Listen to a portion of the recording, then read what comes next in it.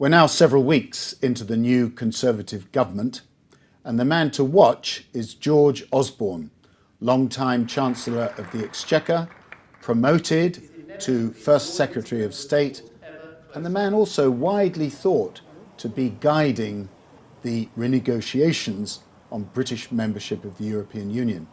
Here with me is Janan Ganesh, the Financial Times political commentator and author of a biography of George Osborne.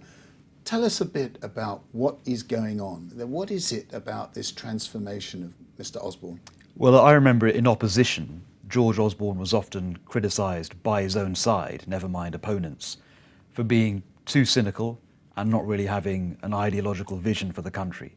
So you would ask him, George, what do you think about X? And he would give you a political analysis as to why X would alienate this backbencher or this newspaper editor or this constituency in the country. He wouldn't tell you what he thought, what his own view was. Now, in 2015, with a new electoral mandate, I sense that he is much more of an ideologue. He's got a vision for what the country should be, and it's all about a looser, smaller state, more devolved power, more open to globalization, and you don't have to admire this view of the world to recognize that it's absolutely central to almost everything the government does. So, from political tactician to statesman and maybe a future Prime Minister, we'll come to that. But for the moment, of course, George Osborne has been consolidating his own position within the party and through the appointment of acolytes in the government.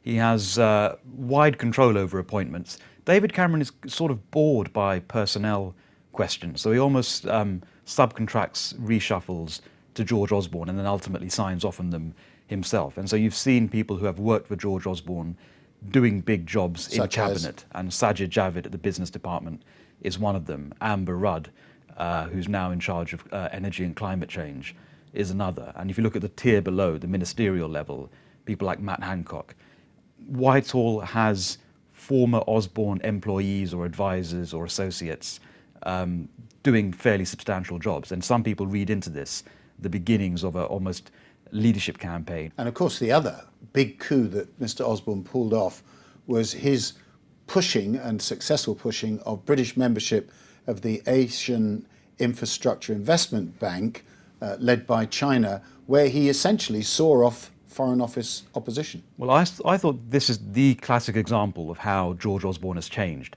There are no votes in signing up to the Asia Infrastructure Investment Bank. It alienates the Americans who worry about us cozying up to China. It's not particularly popular in the Foreign Office. The average voter doesn't know what it is. And yet he expended quite a bit of political capital on doing it because he has this view that the future is Asia. Britain has to be much more open to Asia and globalization generally. And he was willing to pay a price, perhaps provoke allies to get it done. 7 years ago, when he was in opposition, I can't imagine him doing anything similar. Is he in favour of British membership of the European Union continuing? I think he's like David Cameron in that he supports British membership, but in a very qualified way. Because we need to confront some hard truths about Europe. And he's willing to voice grievances against it to do with Europe becoming uncompetitive and too prolific when it comes to regulation. He gave the Mansion House speech last week, and the coda at the end was, I thought, surprisingly Eurosceptic actually.